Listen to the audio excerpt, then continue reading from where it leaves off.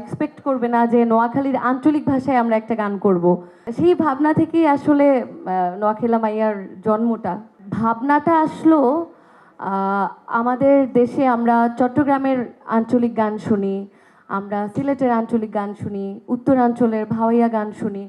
তো আমি যেহেতু নোয়াখালীর মেয়ে আর আমাদের নোয়াখালীর ভাষা তো অনেক জনপ্রিয়, সেই জায়গা থেকে আর কি আমার হঠাৎ একদিন মাথায় আসলো যে আমরা বাইরের দেশে দেখি যে অনেক ওদের আঞ্চলিক ভাষাগুলোকে ওরা খুব সুন্দরভাবে রিপ্রেজেন্ট করে, এবং সেগুলো কিন্তু আমরাও এই পাশের দেশে বসে শুনি, খুব উপভোগও করি।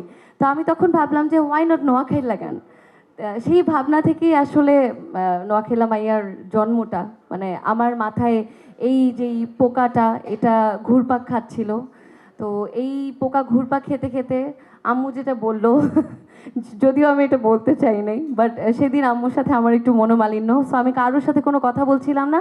আমি জাস্ট গাড়িতে উঠেই চিন্তা করলাম যে আমি অনুষ্ঠান স্থলে পৌঁছানোর আগে এই গানটা লিখে ফেলবো, এবং যেই ভাবা সেই কাজ। আমি আসলে গাড়িতে বসে বসেই যা লিখেছি সেটাই আপনারা শুনছেন।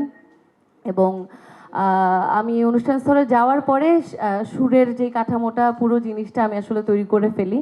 পরবর্তীতে গানটা রেডি করা হয়, এবং গানটা রেডি করার পর আমার কাছে মনে হয়েছে যে একটা জায়গা ডিমান্ড করে, যেখানে আহ, আমি যেহেতু নোয়াখালী মায়াকে রিপ্রেজেন্ট করতেছি, সো এরকম একটা অপোজিট কিছু একটা ডিমান্ড করে আমার মনে হচ্ছিল। সেই জায়গা থেকে আসলে ব্ল্যাক জ্যাং আমাদের সঙ্গে যুক্ত হয়েছে, এবং সে ঢাকাইয়া পোলাদেরকে রিপ্রেজেন্ট করছে। আর এরপর গানটা যখন তৈরি হয়ে যায় তখন পিছনের আরেকজন মানুষ আছেন, জুয়েল ভাই। জুয়েল ভাই কি পিছনে আছে?